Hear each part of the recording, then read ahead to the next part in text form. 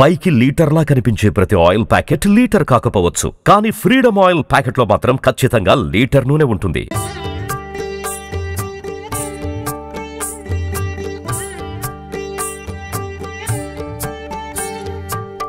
నమస్కారం. రామాయణ కథాగానంలో ఉన్నాం మనం. సంక్షేప రామాయణం చెప్పుకుంటున్నాం.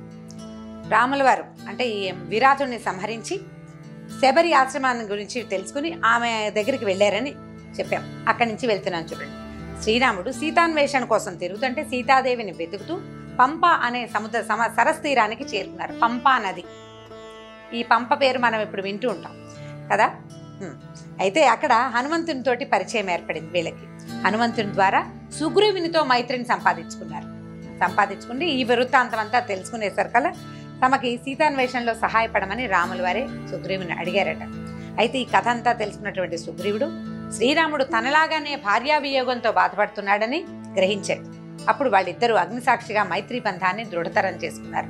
అగ్నిసాక్షిగా ప్రమాణం చేస్తే దాన్ని వదిలిపెట్టకూడదు.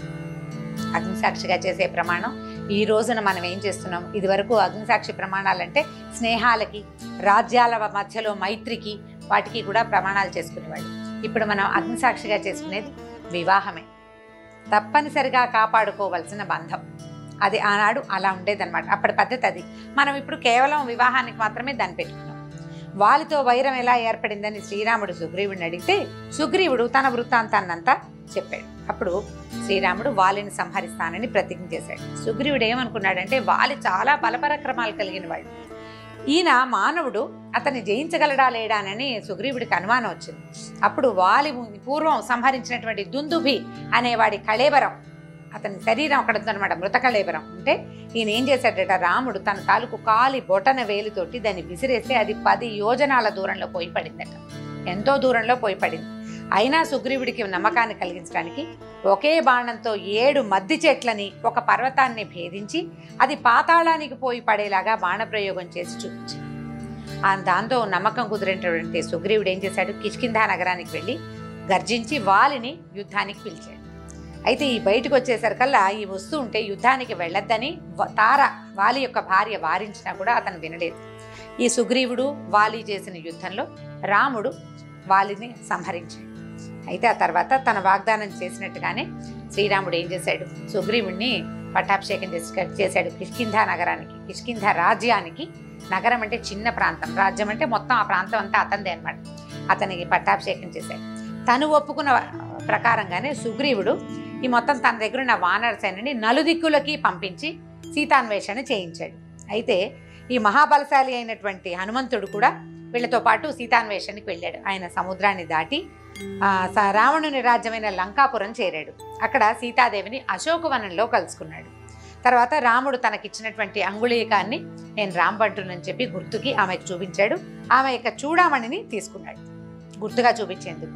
ఈ హనుమంతుడిని ఇలా నగరంలోకి ప్రవేశించినటువంటి హనుమంతుడిని చూసి ఈ రావణాసురుడి తాలూకు మొత్తం సైన్యం కొంత మటుకు వచ్చారనమాట. 5 సేనాధిపతులు, 7 మంత్రులు, అక్షకుమారుడు, వీళ్ళందరినీ హనుమంతుడు వధించాడు.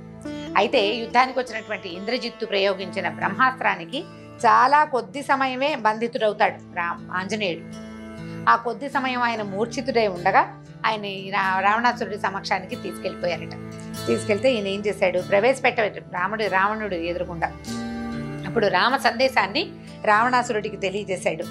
రావణాసురుడు చేసినటువంటి ఒక చేష్ట వల్ల సీతాసాధ్వి ఉండే అశోకవనం తప్ప మిగిలిన లంకా నగరాన్ని అంతటినీ దగ్ధం చేశాడు.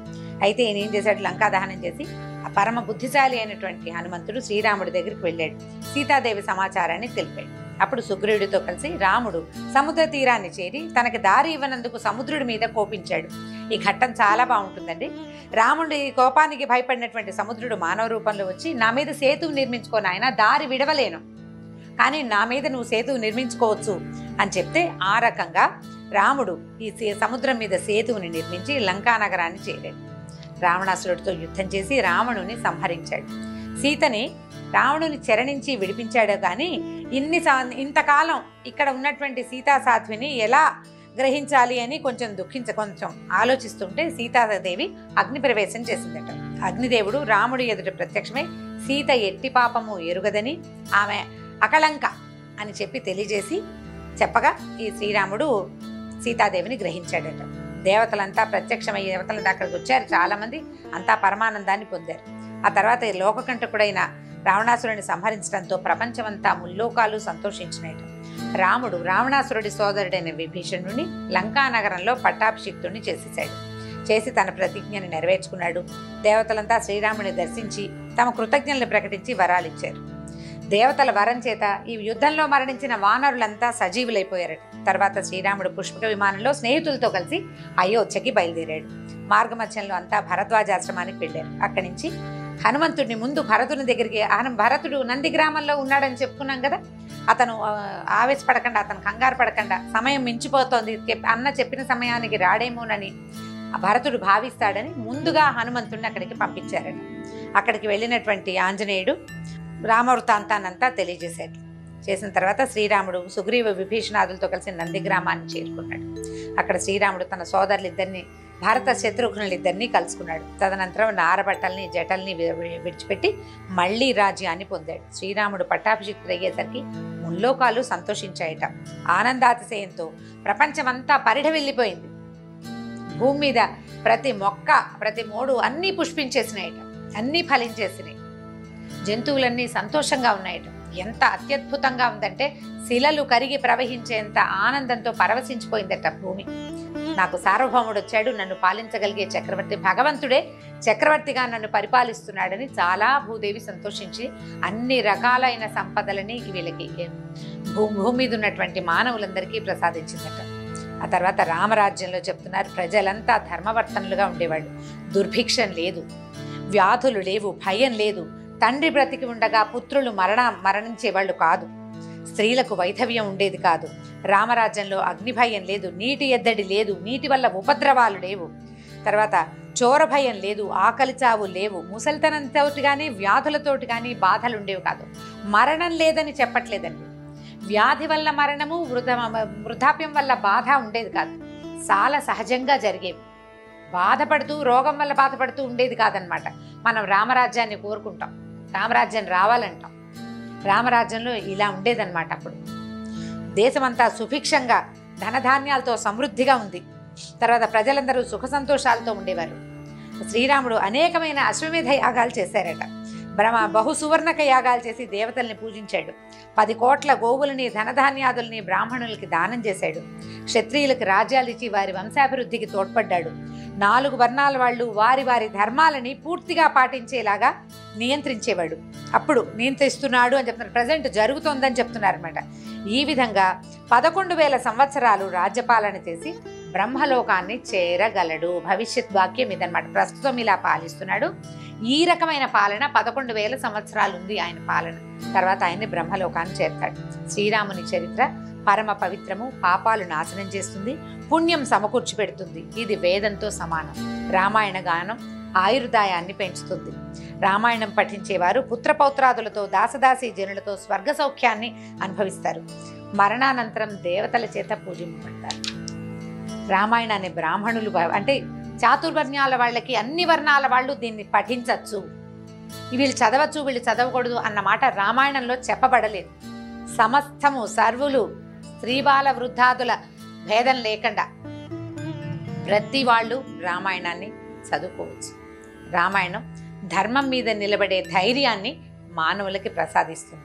అయితే ఈ కథని వాల్మీకి మహర్షికి నారద మహర్షి ఇట్లా బ్రీఫ్గా సులభంగా చెప్పేశారు. చూడండి, సంక్షేప రామాయణం తెలియజేసేసరికి అలా ఈ కథ అంతా విని ఆయన ఆశ్చర్యపోయాడు. ఎలాంటి ఉత్తమ గుణాలు కలిగిన వాళ్ళు ఈ లోకంలో ఉన్నారా? భగవంతుడి సాక్షాత్తు చక్రవర్తిగా జన్మించాడా అని పరమానందాన్ని పొందాడట. ఉన్న శిష్యులంతా కూడా ఏం కథ, ఎంత బాగుంది అని ఎంతో సంతోషించారు, వేనోళ్ల పొగిడారట. నారద మహర్షి ఉపదేశించినటువంటి రామకథలో వేదాంతార్థాలను కూడా కొన్ని ఉపదేశించారు. మనకు కూడా బ్రీఫ్గానే చెప్పబడింది. అవన్నీ విని వాల్మీకి మహర్షి పరమానందాన్ని పొందాడు. ఆ తర్వాత ఈయన వెళ్ళిపోతూ బ్రహ్మతత్వాన్ని ఉపదేశించి ఈ వాల్మీకి మహర్షి ఆయన శిష్యులు చేసినటువంటి పూజను అందుకుని దేవలోకానికి వెళ్ళిపోయాడట నారదుడు. తర్వాత మధ్యాహ్న కార్యక్రమాల కోసం, అంటే ఇది పొద్దున జరిగింది, మాధ్యాహ్నికము అంటే మధ్యాహ్నము చేయవలసిన సంధ్యావందనాదులకి నదీ తీరానికి బయలుదేరాట. భరద్వాజుడు అనే ఒక శిష్యుడు అనుసరించి రాగా ఈయన ఏం చేశారు, తమసా నదీ తీరానికి వెళ్ళారు. ఇది రామాయణ ఘట్టానికి తలకు శీర్షిక అండి. రామాయణం కథకి ప్రాణం. మనం ఇప్పుడు చెప్పుకునే శ్లోకాలు శ్లోకం అని చెప్పుకునేది ఈ క్షణంలోనే పుట్టింది, ఇప్పుడు ఈ కథ ప్రారంభంలోనే పుట్టింది అనమాట. అయితే వీళ్ళిద్దరూ ఏం చేశారు, వాల్మీకి మహర్షి శిష్యుడు ఇద్దరు తమసా నదికి వెళ్ళారు. ఆయన ఏదో ఉత్తరీయం అందిస్తుంటే ఈయన నీళ్లలోకి దిగుతున్నాడు. ప్రకృతి పరమ మనోహరంగా రమణీయంగా ఉందట. ఆ సమీపంగా ఉన్న చెట్లలో ఒక చెట్టు మీద క్రౌంచ పక్షులు అనే ఒక జంట పక్షులు. ఈ క్రౌంచ పక్షులు ఏంటంటే భలే అందంగా ఉంటాయండి. మెడ మీద నల్లటి సార్లుండి పైన నెత్తి మీద ఒక ఎర్రటి కుచ్చు లాంటిది ఉంటుంది, అందంగా ఉంటాయి.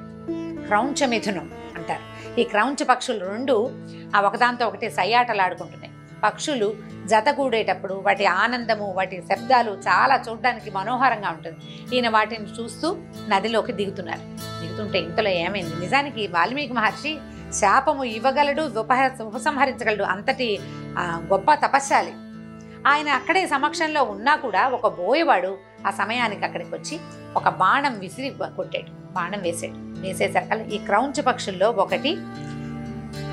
ఒకదానికి దెబ్బ తగిలింది.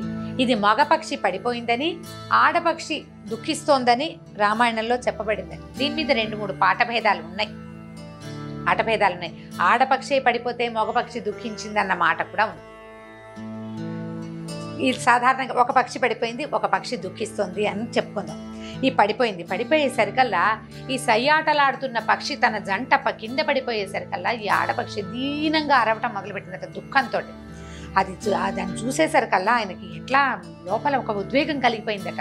ఆయనప్పుడు ఒక నోట్లో నుంచి కొన్ని వాక్యాలు వచ్చినాయి. ఏమన్నారు చూడండి, మానిషాద ప్రతిష్టాన్ త్వమగమః శాశ్వతీ సమాహ యత్క్రౌంచమైథునాదేకం అవధీహి కామమోహితం అన్నారు.